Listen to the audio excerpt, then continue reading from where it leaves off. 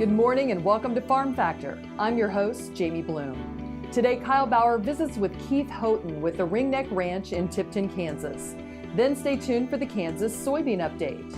Next, Kyle Bauer and Keith Houghton expand further on his ranch. Then it's the Kansas Farm Bureau update, and we'll end with Plain Talk featuring Kyle and Duane. Stay with us.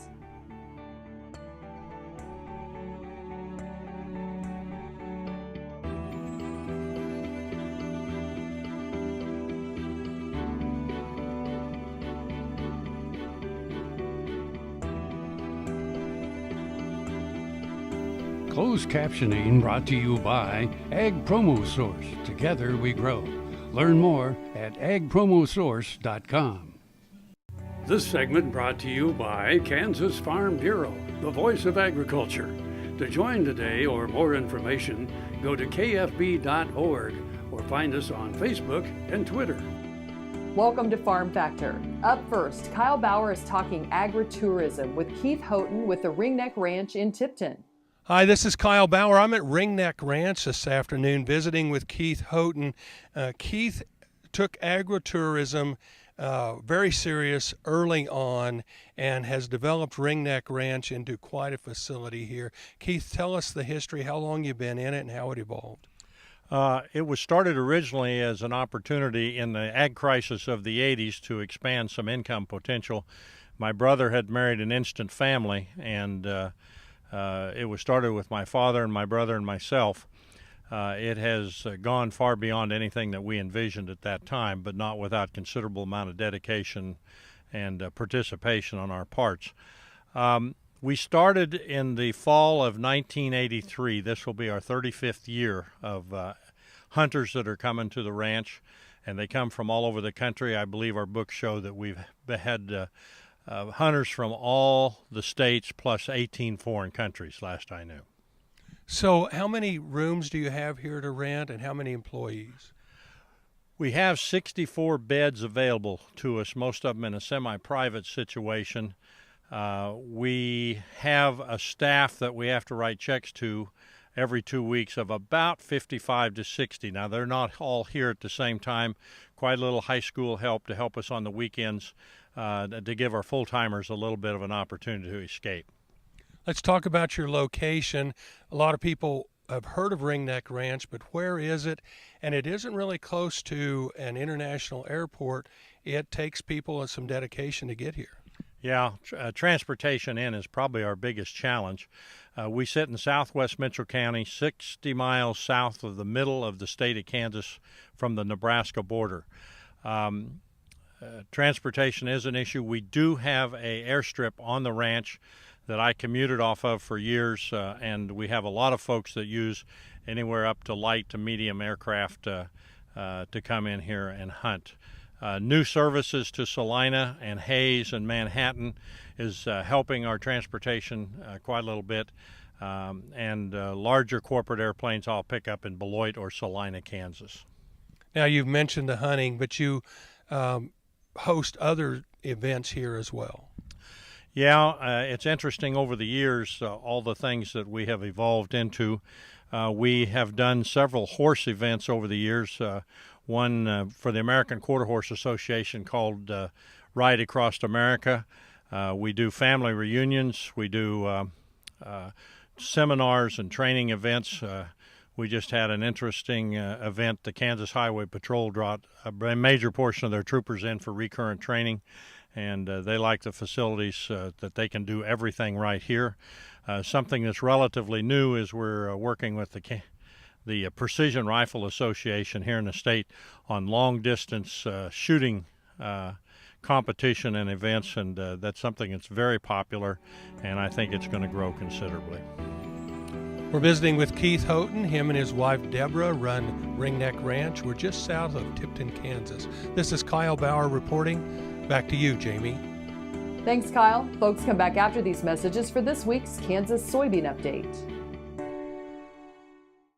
To see this show and past episodes of Ag AM in Kansas, go online to agamnkansas.com.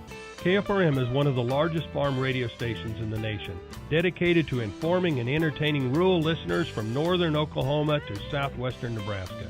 You can catch KFRM in many ways. Of course, 550 on the AM dial, streaming at kfrm.com, or on your smartphone by going to the TuneIn Radio app, or on Ag AM in Kansas on Tuesdays and Facebook every day of the week.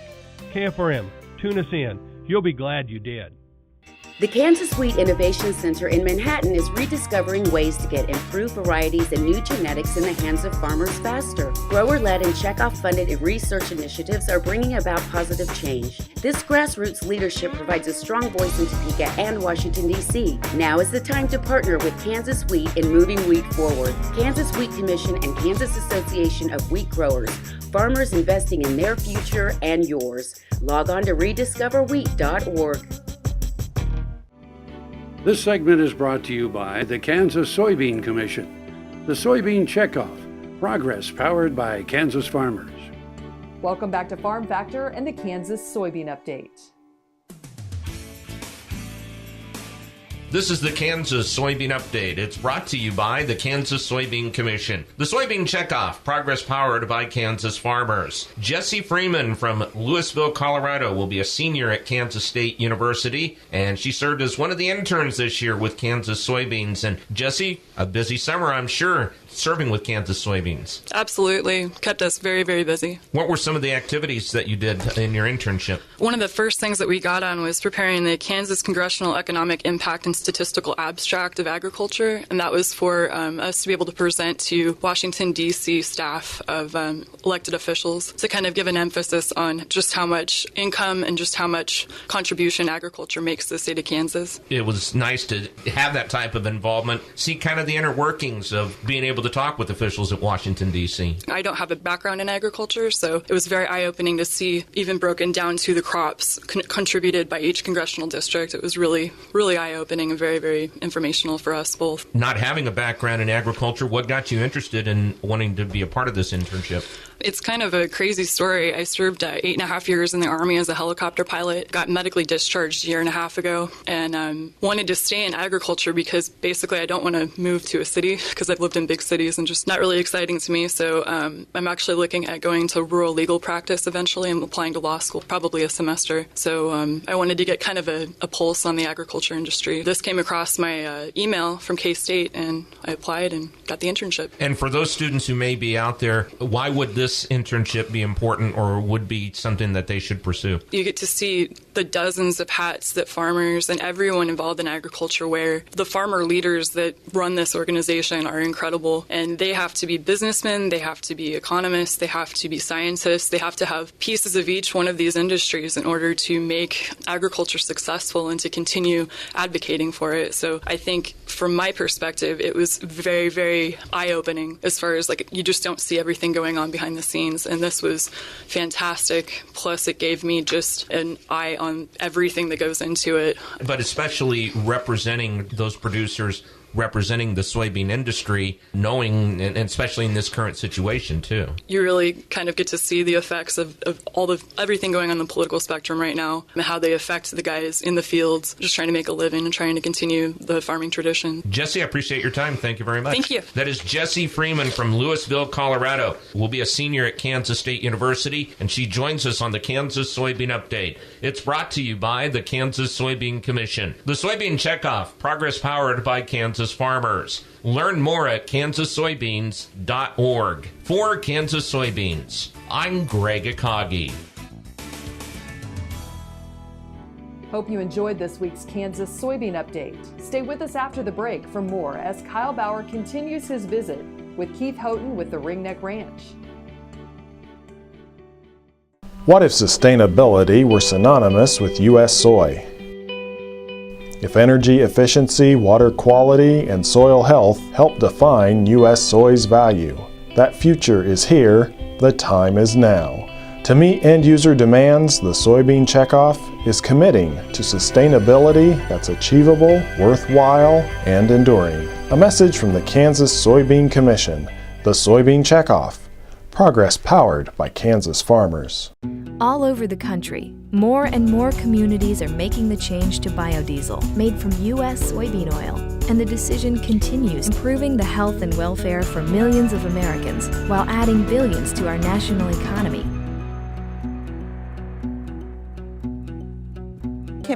with Hardy Insurance. I'm here to help you with all of your farm and ranch needs. When it comes to protecting your operation and your family, you need a name you can trust at a price you can afford. Call me today or visit hardyaviationins.com. Next time you see a beautiful field of corn, reach out and thank the farmers who work tirelessly to raise corn for livestock feed, renewable fuels, and exports to feed a growing world population. The farmers on the Kansas Corn Commission work for Kansas Corn with grower-funded checkoff dollars that support foreign and domestic market development, research, promotion, and education to expand opportunities for Kansas farmers. To learn more, visit kscorn.com. This segment brought to you by Sure Crop, liquid crop nutrition delivered right to your farm. We're back as Kyle Bauer digs a little deeper into the Ringneck Ranch in Tipton. Hi, this is Kyle Bauer visiting with Keith Houghton, and of course, he and his wife Deborah operate Ringneck Ranch for right at 35 years now. Keith, I want to talk about the logistics of a controlled hunting area and the birds. It takes a lot of birds. Where do you get them, and how are they grown? It's interesting that in the state of Kansas, we have gained the reputation of high-quality upland game birds here in Kansas, and a lot of them are exported.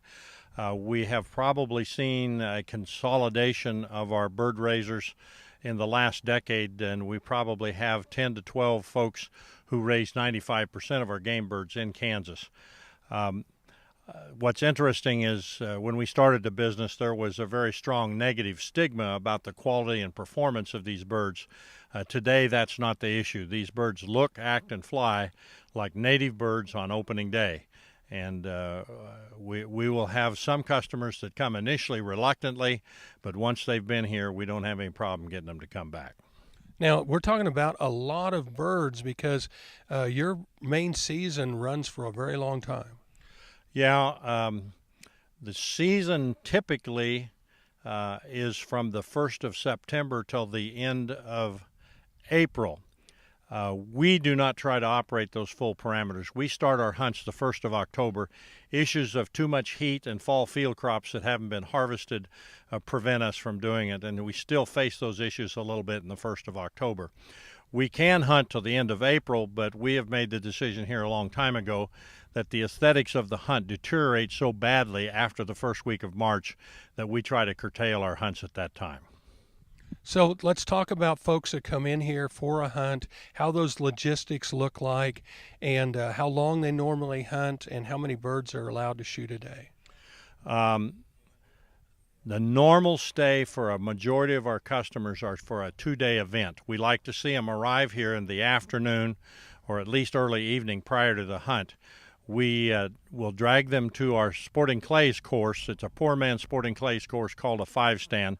And if we can get them to run a box of shells through their shotguns, we will see a considerable improvement of their skill level, and we can also identify calibration and mechanical adjustment issues on the shotgun and get them operational for the next day's hunt. We will start the hunt the morning after their arrival and hunt that entire day. And the next day, a lot of times our guests want to be ready to be able to travel.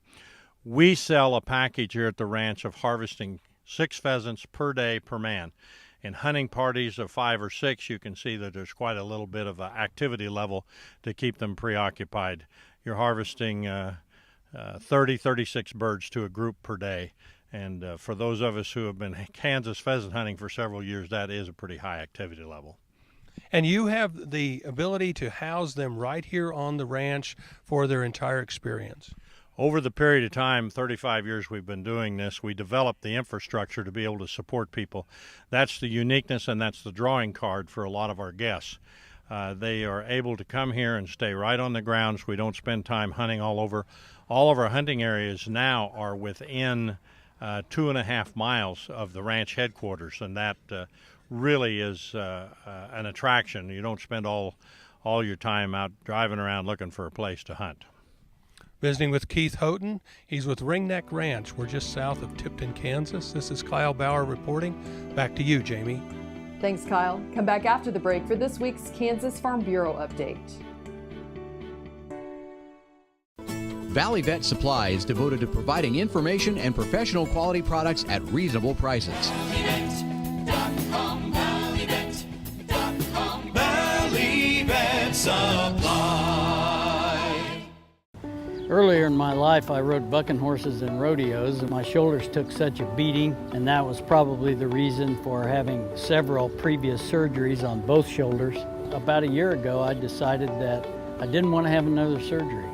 And so I contacted Kansas Regenerative Medicine, took their treatment process. It was relatively pain-free. Now, after 8 months, my shoulders have healed to the point where I think I'm probably 90 to 95% of normal.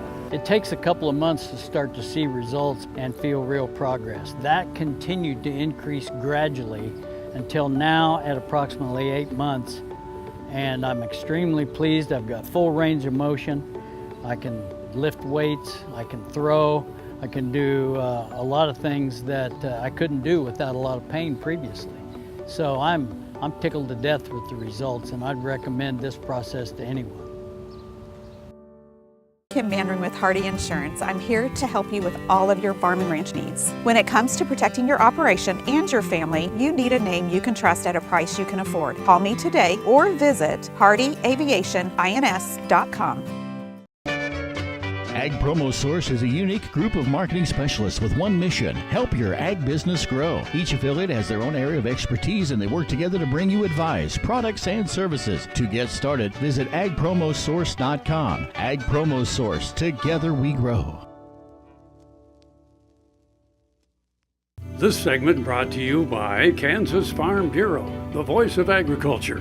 To join today or more information, go to kfb.org. or find us on Facebook and Twitter. Welcome back to Farm Factor and the Kansas Farm Bureau Update.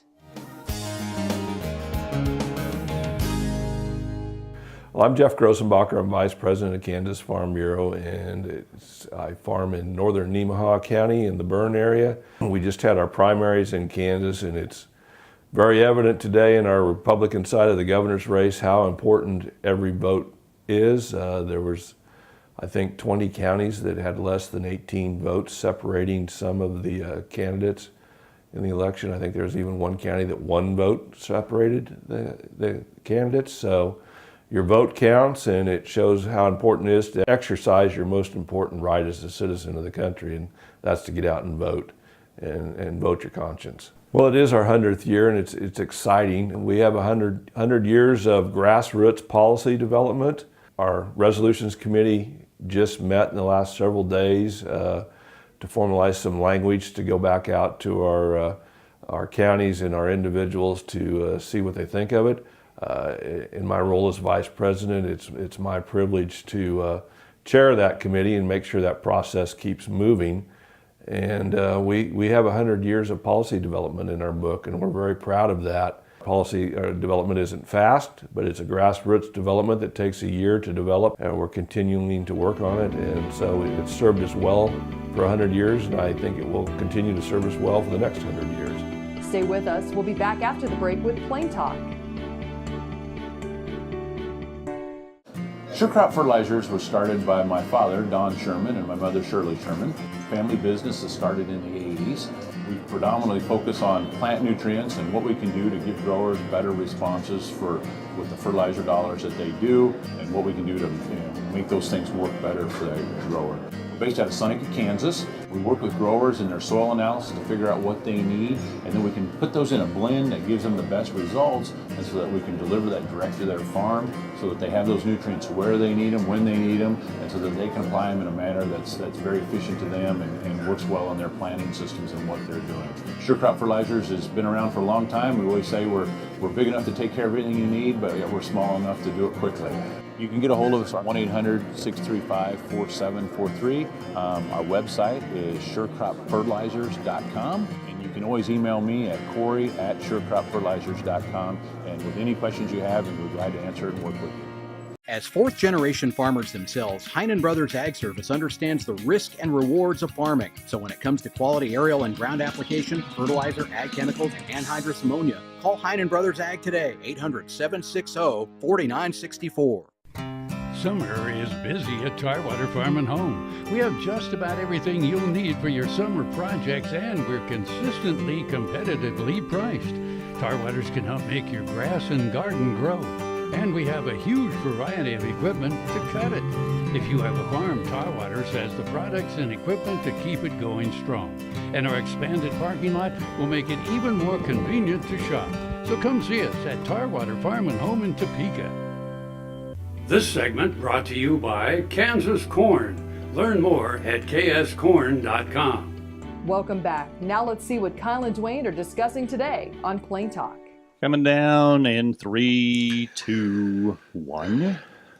Hi, this is Kyle Bauer with Plain Talk with Duane Allen Toews. Kyle Bauer, your fact or fiction question of the day. In Antarctica, there's a glacier called Blood Falls. Fact or fiction? I've heard of Blood Falls, I think. You think? But I don't know where it is. So seeing as how I've heard of Blood Falls, I don't know where it is, I'm going with true. It's in Antarctica. It is in Antarctica. The glacier regularly pours out a red liquid, a result of oxidized salt water. Really? I thought maybe it was bacteria. No, oxidized salt water. Actually looks like the glacier is bleeding. Have you ever seen the red snow in the mountains? In the summer, you'll go up there and you'll see red snow. No, I've seen brown snow on the plains. Yeah. You've seen yellow snow. I've seen yellow snow. Right, but no, they say you don't go anywhere eating that. I mean, that's a bacteria. Really? That grows on that snow. So bacteria growing on snow. That's a bit odd. Maybe it's an algae. Oh, an algae? Yeah. Well, I don't know. They say don't. A fungus among us of some Yeah, sort. exactly. You need to use athlete's foot on your snow prior to eating it. Athlete's spray. Athlete's foot spray. Tear down really good. Did you know that the major fungicide that we use on wheat was discovered as a great fungicide on wheat? It was originally developed for athlete's foot. No. I swear. I was at their laboratory one day, and the guy that discovered it was still working there. Really? And he said, yeah, I developed this for athlete's foot. Turns out it works on pretty good on on the wheat. Fungus on your wheat. And they don't even call it athlete's wheat. Athlete's wheat. No, they don't even call it that. You know, it's amazing. Those people that tinker with different combinations of chemistries to come up with stuff. Like one of the ones that was fairly prevalent was found in the ground on the tailing behind a distillery somewhere. Yeah, I heard that story too. They realized that there was nothing growing there, and let's dig up some of that and put it in a test tube and see what we got. Well, the guy that discovered the microwave oven, he was trying to work on X-rays, and he had a chocolate bar in his pocket. And melted his chocolate bar. That'll leave us. Yeah, and it's like, wait a minute. Maybe we could use this for something other than what we were really trying for. Quick heating. Quick heating, yeah, exactly. In July the 8th, 1776, the great peal of the Liberty Bell alerted citizens that the country they lived in was now independent, while the Founding Fathers read to them the Declaration of Independence that freed them from tyranny from British rule.